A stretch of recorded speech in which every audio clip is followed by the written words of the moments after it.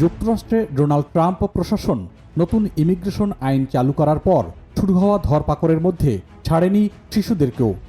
আদালতের নির্দেশনার সীমা লঙ্ঘন করে 168 দিন পর্যন্ত শিশুদের আটক রাখার তথ্য স্বীকার করেছে খোদ মার্কিন কর্তৃপক্ষ। সবচেয়ে ভয়াবহ খবর হচ্ছে, আটক থাকার সময় ওই শিশুদের পর্যাপ্ত খাবার এবং চিকিৎসাও দেওয়া হয়নি। যুক্তরাষ্ট্রে শত শত অভিবাসী শিশুকে আদালত নির্ধারিত সময়ের চেয়ে বেশি দিন ধরে ফেডারেল হেফাজতে রাখার ঘটনা প্রকাশ পেয়েছে। নতুন আদালতের দেয়া নথিতে জানা গেছে, কিছু শিশুকে টানা 168 দিন অর্থাৎ 5 মাসেরও বেশি সময় ধরে বন্দি রাখা হয়েছে, যা আদালতের নির্ধারিত 20 দিনের সীমার অনেক বেশি। কাতার ভিত্তিক সংবাদ মাধ্যম আল জাজিরার খবরে এসব চিত্র উঠে এসেছে। মার্কিন আদালতের নির্দেশনা অনুযায়ী কোনো শিশুকে আটক করলে 20 দিনের বেশি আটকে রাখা যাবে না, কিন্তু আদালতে দেওয়া মার্কিন সরকারের নতুন রিপোর্টে জানা গেছে, সেখানের বিভিন্ন কারাগারে শতাধিক শিশু 5 মাসের বেশি সময় ধরে আটকে রয়েছে। তাদের কেউ দূষিত খাবার ও চিকিৎসা সংকটে ভুগছে, আবার কেউ আহত হলেও সময় মতো চিকিৎসা পাচ্ছে না।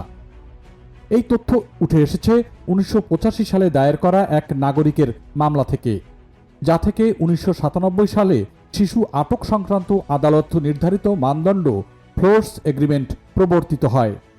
এই চুক্তি অনুযায়ী শিশুদের 20 দিনের বেশি আটক রাখা আইনত নিষিদ্ধ। তবে ট্রাম্প প্রশাসন এখন এই চুক্তি বাতিল করার চেষ্টা করছে, যার ফলে শিশুদের অধিকার রক্ষাকারীরা উদ্বেগ প্রকাশ করেছেন। আইনজীবীদের প্রতিবেদনে বলা হয়েছে, অনেক শিশুকে আটকে রাখা হয়েছে হোটেলগুলোতে, যা মূলত অস্থায়ী ডিটেনশন সুবিধা হিসেবে ব্যবহৃত হয়। অভিভাবক ও নজরদারি কর্মকর্তাদের উদ্ধৃতি দিয়ে তারা জানিয়েছেন, শিশুরা দূষিত খাবার, চিকিৎসার অভাব এবং আইনি সহায়তার অভাবে ভুগছে। আল জাজিরার খবরে আরও বলা হয়, এক শিশু চোখে আঘাত পাওয়ার পর 2 দিন ধরে তাকে কোনো চিকিৎসাই দেওয়া হয়নি। অন্য এক শিশুর পা ভেঙে গেছে। আরেক ঘটনায় খাবারে পচা ব্রোকলি ও কেঁচো পাওয়া গেছে। গত 1 ডিসেম্বরের ইমিগ্রেশন অ্যান্ড কাস্টমস এনফোর্সমেন্ট আইসি রিপোর্টে বলা হয়, অগাস্ট থেকে সেপ্টেম্বরের মধ্যে 400 শিশু 20 দিনের সীমা ছাড়িয়েছে।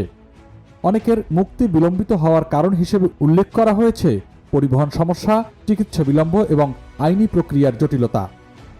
তবে শিশুদের অধিকার কর্মীরা বলছেন, এসব কারণ বৈধ কোনো অজুহাত নয়, বরং প্রশাসনের অসচেতনতা ও অমানবিক আচরণের প্রমাণ।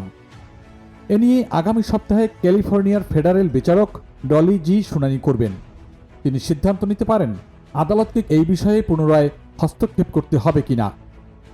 আন্তর্জাতিক মানবাধিকার সংস্থাগুলো বলছে, শিশুদের আটক রাখার এই দীর্ঘ প্রথা যুক্তরাষ্ট্রের নৈতিক ও আইনি মানদণ্ডের সঙ্গে পুরোপুরি সাংঘর্ষিক।